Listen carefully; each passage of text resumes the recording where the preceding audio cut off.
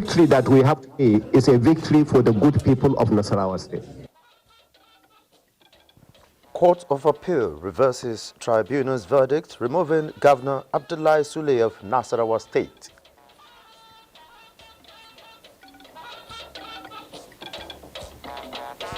National Executive Council strengthens synergy between federal government and subnationals on healthcare.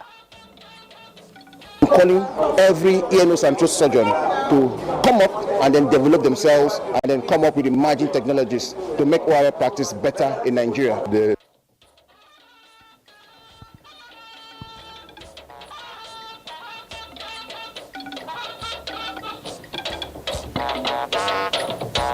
Hello and welcome to the Network News. I am Olajide Bello, and joining me tonight from Lagos is Adeola Komi Akere. Remember, you can watch this broadcast live via our website nta.ng/live and on our other social media handles displayed on your screen. The National Economic Council has agreed to engage sub-national governments in an attempt to review public commitment and promote programs towards advancing the health sector. State House correspondent Abdurrahman Jibrila reports that the council also deliberated on some reports presented on agriculture and economy and human capital development. This is the 137th meeting and the 7th session in the year 2023, chaired by Vice President Kashim Shettima. Issues of healthcare financing took center stage, and the council suggests the use of taxes generated to bridge gap in the sector at all levels. The presentation is just a robust compact that looked at all the problems or challenges of health sector, from financing, from the human capital, from the supervisory point of view, and even from the leadership level, from the presidency to the local government, and the need for us as governors, as local government, and even as you media, to put interest in health sector. Because without the health sector being taken care of, we may not even have the now artificial intelligence, even the intelligence that we need. The council has approved the report on special agro-processing zones at 7 states and the FCT, with target of creating 500,000 jobs and support 100,000 farmers in each zone to prevent post-harvest losses and ensure food security. There is available in the first phase, and I think it's also counting about $530 million.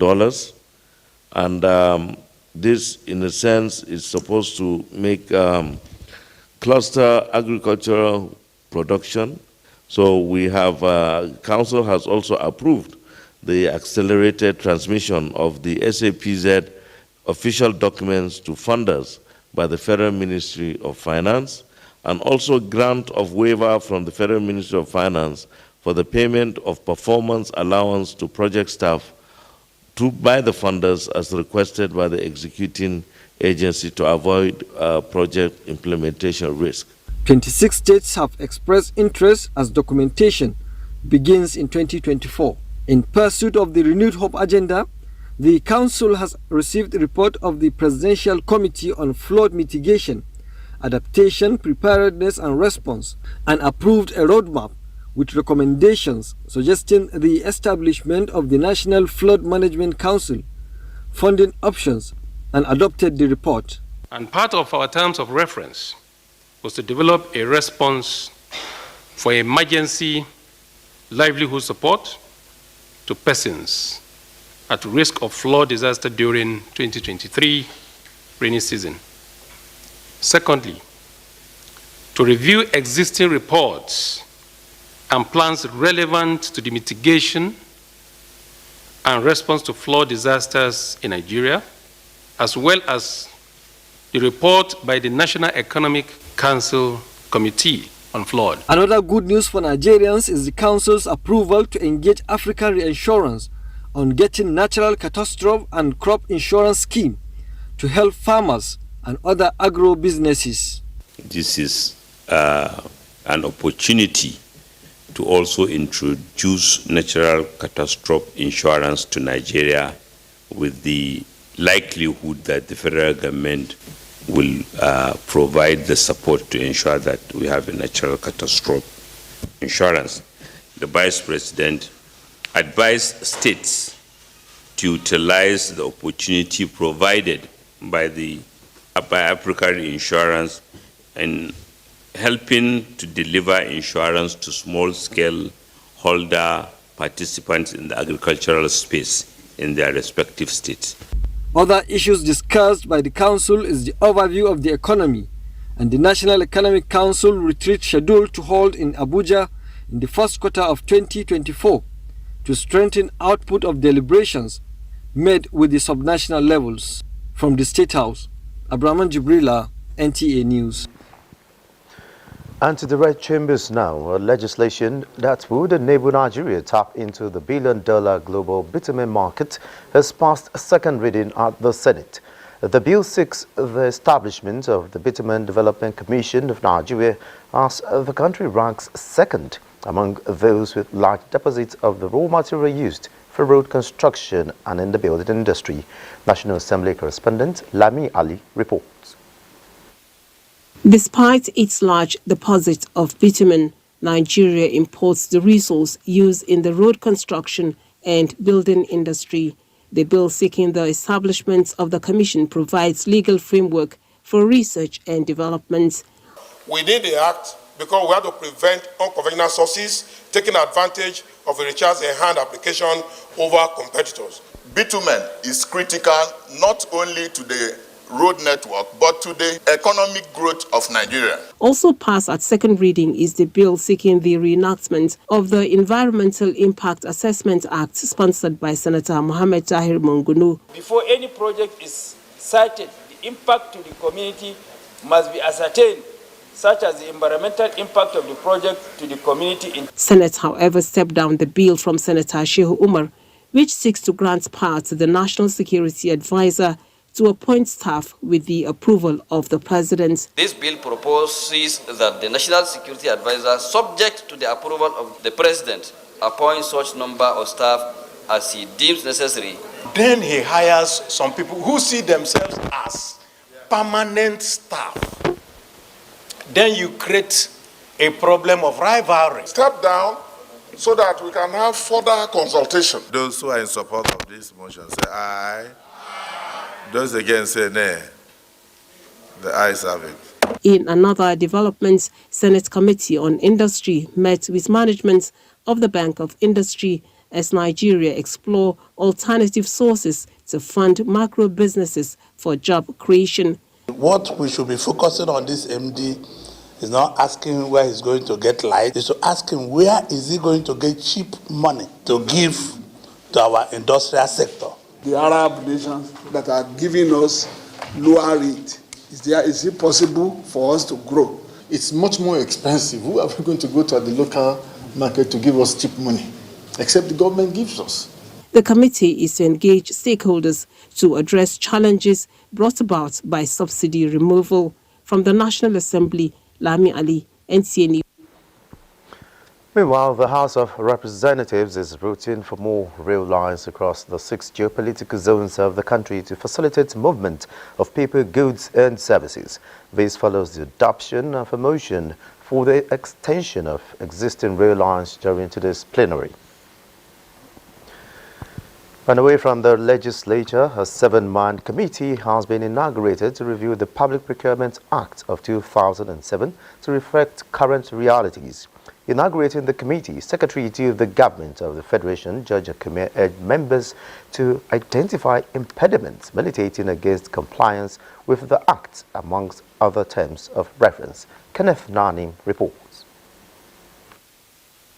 The Procurement Act of 2007 provides an enabling and institutional framework for transparency, accountability, value for money, and efficiency in the procurement of wealth, goods and services in the ministries, departments, and agencies of government. Having been in operation for more than 15 years now, the present administration is poised to review the Act in line with current economic realities. For the job to be done well, a 7-man committee has been empowered to take a holistic review of the Act, make recommendations that will strengthen its provisions, as well as develop a draft amendment bill for consideration by the Federal Executive Council. This administration has seen the need to review and strengthen the provisions of the Act to make it more responsive to the needs of the people. The objective of this review is to ensure realistic procurement outcomes in the face of current economic realities and to enhance budget implementation and ease of doing business. The Attorney General of the Federation and Minister of Justice will serve as chairman, while Permanent Secretary in the Cabinet Office of the Secretary to the Government of the Federation will serve as Secretary. The committee has a period of 1 month to deliver on this assignment. Kenneth Nanim, NTA News. And on the Renewed Hope Initiative, the Minister of Information and National Orientation, Mohammed Idris, and his counterpart in Solid Minerals Development, Dele Alake, have been holding talks on how best to push the Renewed Hope mandate of President Bola Tinubu and leave enduring legacies for the good of Nigerians. Saliu Gwanara tells us more. It is his first official visit to other ministries.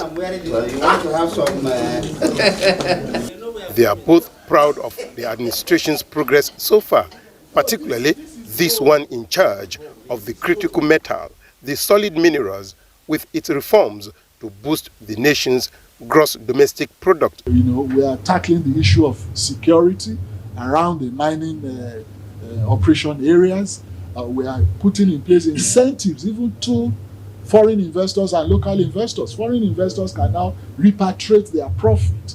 We have secured that, after paying the royalties, the necessary royalties, taxes to government and all of that, just to encourage them. We are even creating, which I discussed with the president, the possibility of granting waivers to prospective investors who want to import heavy duty equipment. I want to also participate in drawing attention of Nigerians to this very critical sector of our economy. It is important that all of us recognize that and to cooperate and also join him in pushing Mr. President's vision in this direction. The Minister of Information and National Orientation wants investors to embrace government policies created for mutual benefit. We want people to come in. This is a sector that President Bola Ahmed Tinubu wants to grow. And if you want to grow it, there must be regulation. It cannot be business as usual. That's the only thing he's saying. Nobody is being thrown out of business. Rather, you are being helped to organize your business in a way that will fit into the vision that the government has, developing this critical sector for the national benefit. The minister said this gesture will be sustained in his quest for accurate and credible information in order to enable him say it as it is. In Abuja, Saliu Gwanara, NTA News. Now to politics and legal matters. Governor Abdullahi Sule of Nasarawa State is soliciting partnerships amongst political elites in the state in a reaction to the Court of Appeal judgment which earlier today upheld his election as governor. The Court of Appeal, in a unanimous verdict, reversed the decision of the Nasarawa State Governorship Election Petition Tribunal, which sacked Governor Sule in the verdict delivered on October 2, 2023. Omenka Amarachuku reports. The matter of this appeal is the verdict of the Nasarawa State Election Petition Tribunal, which sacked Abdullahi Sule of the APC as the governor of the state. In its verdict, the appellate court held by the tribunal, headed by Justice Ezekiel Ajayi, acted in error in using witness statement on oath not front-loaded as required by law to arrive at the conclusion of nullifying the election of the governor. The Court of Appeal held that the tribunal was legally bound to add unwitnessed statements. The court also held that no petition can lawfully be amended outside the 21 days allowed by law, as wrongly done by the tribunal. Victory is one that comes with lots of excitement, and it comes with lots of relief. Happily, this is not the final court in this matter. We already have instructions to test the decisions that have been rendered this afternoon, and we have already swung into action. All The Court of Appeal reserved all orders made against the governor, Independent National Electoral Commission, and affirmed Abdullahi Sule as a duly elected governor of Nasarawa State. Victory that we have today is a victory for the good people of Nasarawa State. I want to call on them that if they truly love Nasarawa State, this is the time for them to come and partner with us. In Abuja, Umenka Marachuku, NTA News. The governing All Progressives Congress Stakeholders Forum in Kano is demanding for security reinforcement in the state over what it describes as an attempt by some persons to disrupt the existing peace in the ancient commercial city. The group made the call during a media briefing at the party's national secretariat in Abuja. Political correspondent Abubakar Akwanga reports. Recently, Kano State made headlines in the media following layers of judgment delivered by the Governorship Tribunal and the Appellate Court, and the latest release of controversial certified trio copy of the Appellate Court judgment raises threat capable of undermining the peaceful atmosphere in Kano. The APC as a party that has always been promoting the cause of democracy and the rule of law, rejected the outcome of the election and sought to reclaim its mandate through the appropriate channel as laid down in the Electoral Act. This is now prompting alleged protests by members of the New Nigerian People's Party, which the forum believes should be interrogated to secure the state and its environs. We have it from reliable sources that they are planning a mass protest on Saturday, during which key figures of the APC will be targeted. Call duty agencies to be alive to their responsibilities and take appropriate measures to avoid loss of lives and properties.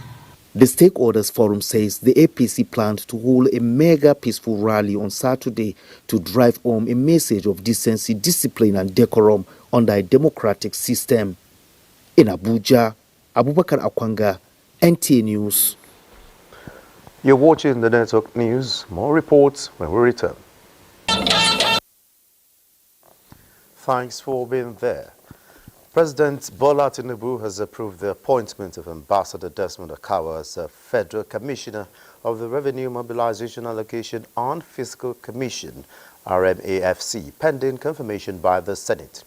The new RMAFC Federal Commissioner, who represents Rivers State, has been appointed following the demise of the immediate past Federal Commissioner from the state, Honorable Sundu Temple. Earlier this month, Ambassador Akawa is a decorated public servant who has served the nation as Nigeria's ambassador to South Korea, Minister of State of the Federal Capital Territory, FCT, sole administrator of the Greater Port Harcourt Development Authority, CEO, NDDC River Basin Development Authority, Executive Director, Nigeria Ports Authority. The President has also assented to the Defense Industries Corporation of Nigeria Daikon Bill 2023. The Defense Industries Corporation of Nigeria was established on August 1, 1964 by an Act of Parliament and revised as the Daikon Act in Chapter 94 of the Laws of the Federation 2004.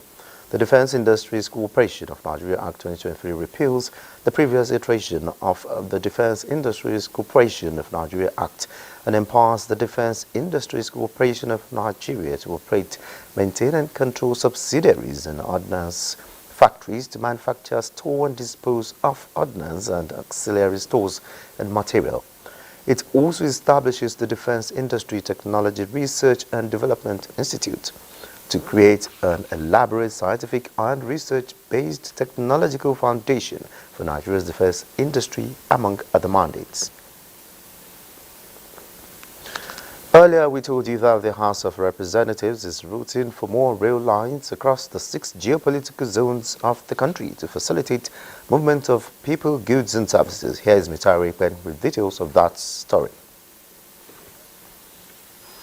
It's the last plenary for the week, and infrastructure-related matters dominate proceedings. Mandates the Committee on Power to investigate the abandonment of the Shagamu IPP project and the withholding of 2 MVA transmitters by the Transmission Company of Nigeria. I urge the Federal Minister of Works to prioritize the construction of the Western Bridge on the dualized Maiduguri-Kano Expressway in Benishek Town, Borno State. On transportation, lawmakers acknowledge the importance of existing rail lines, but advocate extension of the rail infrastructure to crisscross geopolitical zones. 4 bills passed second reading seeking the establishment of the Landscape Architects Registration Council of Nigeria, Agricultural and Energy Technical Institute, Nasarawa, Egon, Federal Medical Center, Ugwaji, Enugu State, and Federal College of Agriculture and Forestry, Ise, Ekiti State. Away from plenary, Speaker Tajuddin Abbas, in a meeting with the management of the Nigerian National Petroleum Company Limited, decried the moribund state of the nation's refineries. I happen to come from Kaduna, and whenever I'm passing that area, I almost shed tears on the colossal losses Nigeria is making in maintaining refineries that are moribund, that are completely dormant and inactive. We are rising to that challenge, and I can confirm to you, Right Honorable Speaker, that by the end of December latest, we will start the Port Harcourt refinery. The Speaker charged the National Oil Company to come up with creative innovations for optimal performance in the oil and gas industry. From the National Assembly, Mitaire Ikben, NTA News. And away from the Green Chambers, efforts by the Borno State government to resettle communities around the Lake Chad Basin appears to be yielding results, with activities signaling the revival of economic activities around that axis. This informed Governor Babagana Umara Zulum's 20-kilometer ferry ride on the Nigerian side of the lake to gauge the impact of agriculture. Muhammad Goni reports. Since resettlement of Baga town, the returnee residents depend mostly on government's periodic palliative support, as agriculture and other means of livelihood have not fully taken shape. Everything possible to see how we shall, support the process of clearing the waterways, so that from here we can go to the borders, to the border of the Chad Republic. Yes. I think this will open up economic opportunities to many Nigerians, and will also enhance trading between Chad and Nigeria. Yeah, you are doing very well. Both the Army and Navy are doing very well. Thank you, sir. I will support you to see how the clearance exercise will be completed. Meanwhile, Governor Babagana Umara Zulum has approved construction of a new mega-sized higher Islamic college in Baga town, Kukawa local government. The over 2,000 students capacity high Islamic college will combine Islamic education with literacy, numeracy, digital and vocational education. We are trying to streamline the non-formal educational sector into the formal educational sector. As part of official engagement in Baga, Governor Zulum visited Baga Central Primary and Junior Secondary School, where he once organized an impromptu aptitude test for teachers to assess their eligibility. In Maiduguri, Mahmoud Goni, NTA News. To be cut off from hearing, breathing and possibly eating is better imagined than experienced, and can only be viewed as the height of all human suffering. This therefore speaks volumes of the critical role of ear, nose and throat surgeons, whose services is said to be fast declining in the country. Clement Barukwi in this special report highlights major setbacks to the field of medicine in this country. Available statistics by the Otorhinolaryngological Society of Nigeria show that there are 176 appointed and practicing ear, nose and throat ENT consultants available to 230 million Nigerians. These surgeons operate in 45 centers spread across the country. Sadly, of the 176 practicing ENT consultants in the country, only 4 are left to serve the about 7 million residents of Akwa Ibom State. This remains one of the major challenges to ENT practice in the country, a situation that has left patients to their fate while promoting medical tourism. We often send people outside the country. This take away a lot of capital fly. The cancer centers are very few.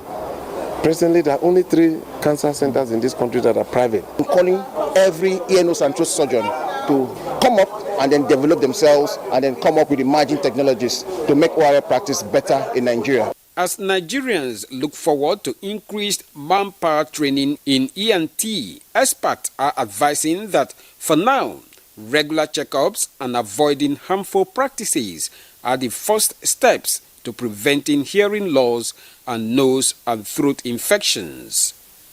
In Oyo, Clement Barikui, NTA News. And away from health matters, the Bank of Industry says it has so far disbursed the sum of 5.3 billion naira to more than 41,000 beneficiaries in the first phase of the Nigeria COVID-19 Action Recovery and Economic Stimulus, NGCARES. Musa Abakar reports that this was disclosed at the bank's Resort Area 3 Stakeholders Engagement Workshop for states and partners in Abuja. Facilitating recovery and enhancing capabilities of SMEs in the Result Area 3 of NGCARES is on the priority list of Bank of Industry and their state partners. The Stakeholder Engagement Workshop is aimed at building capacity of states and partners for the NGCARES Phase 2 in a bid to maximize benefits of Result Area 3. Bank of Industry is proud to have partnered with 28 states of the Federation and leveraging on our existing and well-improved structure, we've been able to disburse and assist quite a number of Nigerians under the statement of small, micro and enterprise and medium enterprises. The Result Area 3 supports scaling up interventions that help micro and small enterprises through grants to support post-COVID-19 loans, operational costs, and enhance IT capabilities. With what I've seen today now, with this engagement that BOI put together, I'll tell you, poverty will not last five years in this country. At the Bank of Industry, we stand by our commitment to continue to provide operational and technical support for the delivery of RA3 in all partner states. We will leverage our operational expertise and cutting-edge technology which we have to support each state. The two-day workshop is expected to make assessment of the progress made and areas that need strengthening. In Abuja, I am Musa Abubakar, NTA News. And from the coal city state, we hear that the Enugu State Polytechnic in Iziagu local government area has taken delivery of an ultra-modern hygiene and sanitary facility. The project was made possible through a tripartite partnership among Total Energies, ExxonMobil and Nigeria Sao Tome and Principe Joint Development Authority. Chegonuaru reports. The hygiene and sanitary facility is a fenced block of 10 convenience rooms with hand wash basins, mirrors, and other ancillary items. Water supply to the facility is a borehole with auto solar-powered submersible pump. 24-hour power supply is through a solar inverter. Commissioning the project, Managing Director, Total Energies EP Nigeria Limited, Matthew Boyer, whose goodwill message was read during the event by the Acting General Manager, Corporate Social Responsibility, Tonye Osifo, said the project is a result of the robust synergy with Nigeria Sao Tome and Principe Joint Development Authority, Total Energies, and ExxonMobil. Their operations are hinged on the United Nations Sustainable Development Goals. The hygiene and sanitation project we are commissioning today is one of 6 such projects slated for execution in each of the 6 geopolitical zones of country. As taking delivery of the facility, the Deputy Rector, Enugu State Polytechnic, Iwolo, Dr. Ejike Ajibo, described it as multi-purpose and expressed gratitude to the donors. In Nigeria, because of a paucity of funds, it becomes difficult for government to fund the needs of various institutions. And we thank God that we are lucky and we are benefiting from this. The project manager, Julius Seymour, called on the community to make good use of the facility and ensure its security. Total Energy and partners and JDP, they are ready to do these projects for Nigerians. Highlight was the handover of the facility to the Deputy Rector of the Polytechnic. In Enugu, Chiegonu Aro, NTA News. And closer home, NTA's Director General Salih Abdul Hamid Dembos is promising viewers within and outside Nigeria the very best in television broadcasting as NTA News Directorate engages staff at the 2023 News Management Conference in Abuja. Adebola Brookslyn reports. Senior staff of the News Directorate from all NTA stations across the country converged on Abuja for the 2023 News Management Conference. Addressing the forum, NTA Director General emphasized the need for developmental communication that will pave the way for a more informed, connected, and prosperous future. Transparency, authenticity lies at the heart of impactful communication. How do we navigate the complexities of today's media landscape to ensure our messages resonate with clarity and resonate with truth? This conference provides a platform to exchange insight on best practices and innovative approaches in achieving this deliberate balance.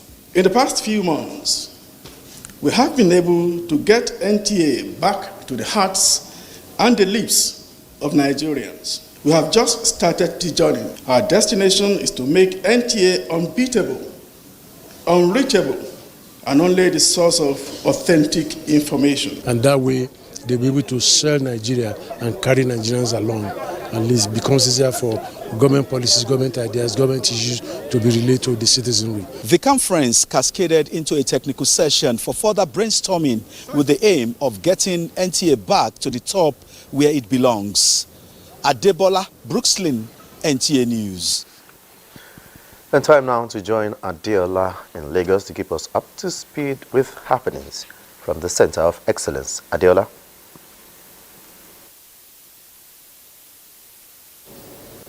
The aims and objectives of Zenith Bank Tech Fair is to discover youth who will drive Nigeria's technology and innovative industry in future. This group managing director and chief executive officer Zenith Bank PLC, Dr. Ebenezer Onyago, disclosed on the final day of Zenith Tech Fair 2023.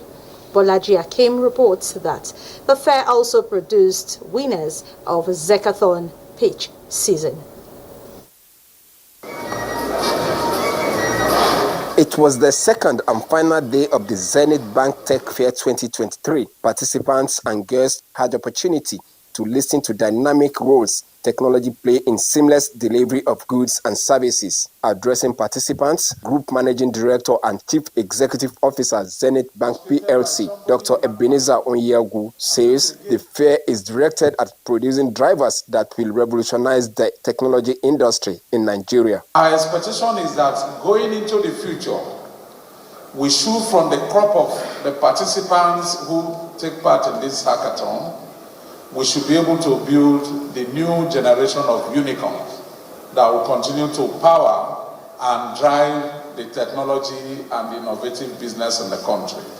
Lagos State Governor Babajide Sanwo-Olu, while commended Zenith Bank management for championing the development of technology innovation in the business sector, revealed that technology innovation is the only tool to resolve complex issues. He urged the youths to take advantage of every opportunity provided by the fair in developing themselves. What this tech fair is all about. It's about an opportunity that Zenith has provided for all of you.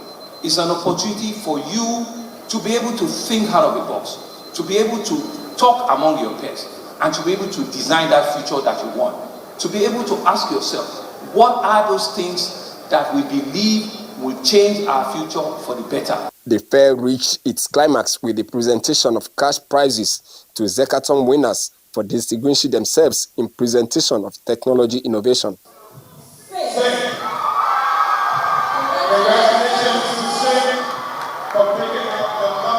The first prize of 20 million naira went to Cynic, 15 million naira to the first runner-up, and 10 million naira to the second runner-up, while 7 other participants also went home with 2 million naira each.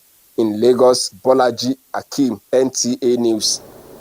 To improve efficiency and alertness of its personnel, the Nigerian Army officers the Nigerian Army College of Logistics and Management, NACOM, is organizing a course on logistics management for officers involved in planning and development of logistics support during transitional defense and offense operations. Larry Belay, who was at the Agilita area of Ogun State, venue of the training, files in this report. With the mandate to curtail the activities of insurgents in some parts of the country where these elements hold sway and keeping up with the traditions of the military to be always be prepared, the Nigerian army is fully aware that successful military operations is hinged on the availability of effective logistics, constantly training of its officers on the logistics administration to achieve this mandate and be abreast of latest military logistics are key elements of this exercise tagged Live Wire. Logistic management is at the apex of any military operation.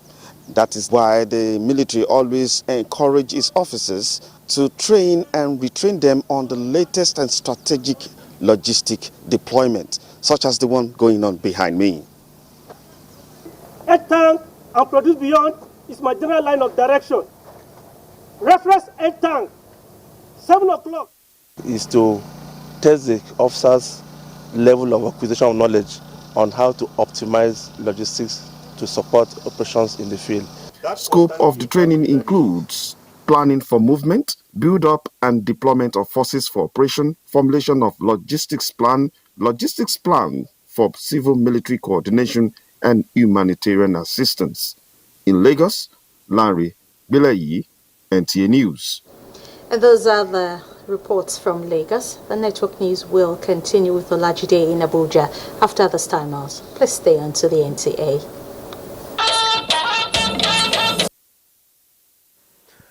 Many thanks for being there, and it's time now to join Benny Adams for the business segment of the news. Benny. Thank you, Olajide, and welcome to business.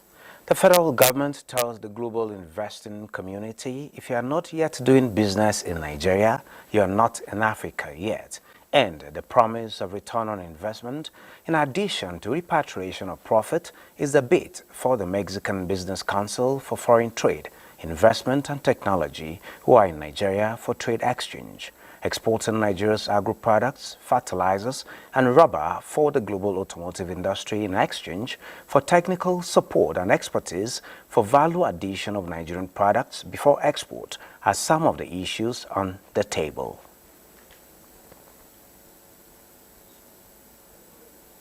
To be willing to see if that value-added export is upskilled in the country, and we can have more finished product or semi-finished product, exported from Nigeria.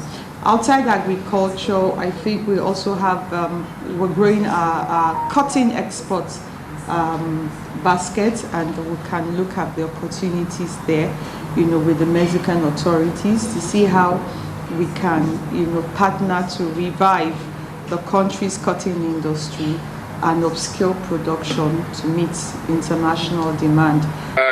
Human capital has seen the opportunity in the free trade and has reshaped our mindset.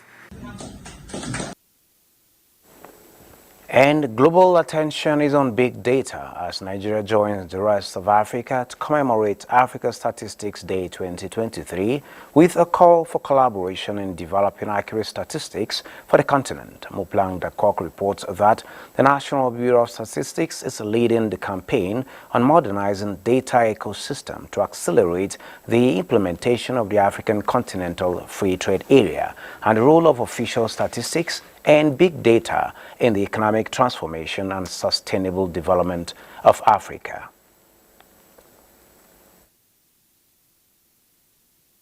In the context of the AFCFTA, where markets are dynamically evolving, the ability to access up-to-the-minute information is invaluable. A call to renew our commitment to collaboration in the face of the complex and multifaceted challenges that lie ahead of us. The challenges confronting us, whether in the realms of economic trade or sustainable development, are intricate and interconnected. And a quick look at the markets. The Nigerian equities market closed positive with a gain of 48.87 basis points, reflecting a positive market breadth. The all-share index advanced by 0.07%, closing at 71,052.85 basis points. A total of 563.7 million shares in 6,579 deals, corresponding to a market value of 3.442 billion, were traded. Today's data shows 32% improvement in volume, 53% decline in turnover, and 1% decline in deals. The current market capitalization is 39.1 trillion naira. Universal Insurance Company recorded highest volume of 164 million traded shares, followed by Veritas Capital Assurance and Unity Bank. That is Business News. Network News continues with Olajide. Many thanks, Benny, for the business segment of the news. Now let's take you back to the NTA Management Conference, a more expansive and detailed report by Adebola Brooksland Sunday. Okay, let's move on. We'll still bring you that in the course of the bulletin. Gombe State government has signed a contract worth over 12 billion naira for the control of gully erosion in the state. Emmanuel Akila reports that the project will also help address the annual challenges of flooding experienced in some communities. Environmentalists have identified over 200 active gully erosion sites in Gombe State, which have destroyed valuable structures and lands. To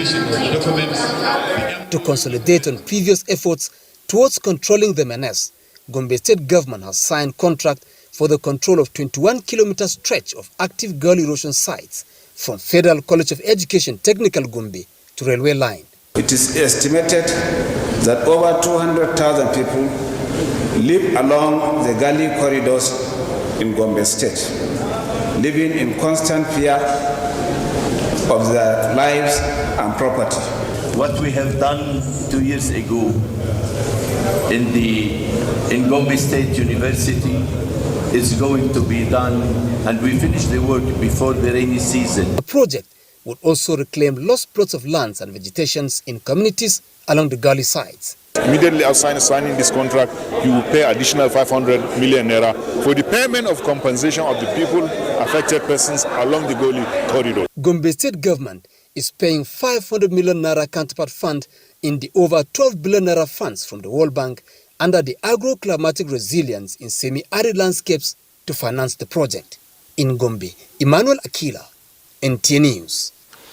Okay, let's take you back to Abuja now, where NTA held a news directorate conference and a more detailed package by Adebola Brooksland Sunday. Senior staff of the news directorate from all NTA stations across the country converged on Abuja for the 2023 News Management Conference.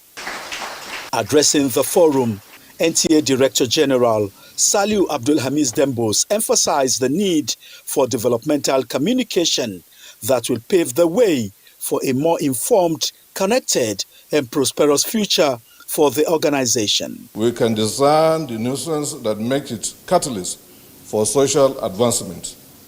Transparency, authenticity lies at the heart of impactful communication. How do we navigate the complexities of today's media landscape to ensure our messages resonate with clarity and resonate with truth? This conference provides a platform to exchange insight on best practices and innovative approaches in achieving this deliberate balance. In the past few months, we have been able to get NTA back to the hearts and the lips of Nigerians. We have just started the journey. Our destination is to make NTA unbeatable, unreachable, and only the source of authentic information. Ensuring that NTA delivers on its mandate and then keying into modern trends in broadcasting. One after the other, top management staff of the largest TV network in Africa made inputs in line with information management and dissemination. In terms of breaking news, in terms of our social media presence, and of course, there's convergence of social and traditional media. NTA is in the lead. The commencement of the great and golden era of the NTA is now. Please key into this vision of making the largest network in Africa truly unbeatable and a must-watch for all. They also have the right kind of person on top as DG. You know, when you have professionals who have met to determine how to make their profession better, and in addition they are committed, you're bound to get good results. And that way, they'll be able to sell Nigeria and carry Nigerians along. At least it becomes easier for government policies, government ideas, government issues to be relayed to the citizenry. The NTA News Management Conference is obviously not just a retreat, but also aimed at capacity building to keep practitioners abreast with modern broadcast standards. NTA is already the station to beat, no matter how everybody is looking at it, because the name is there, the reach is there, and the potential to be whatever we want to be is there. Last coverage of the off-cycle election has also proved that NTA has what it takes, and we are now seeing what we can do to mold the capacity. In the recent past, we've noticed that NTA has been breaking out stories that are very authentic and not contestable, not debatable. The conference cascaded into a technical session for further brainstorming with the aim of getting NTA back to the top where it belongs. Adebola Brookslin, NTA News. Another break beckons. The news continues in a moment. And that concludes the network news. Many thanks for being a part of it. I am Olajide Bello.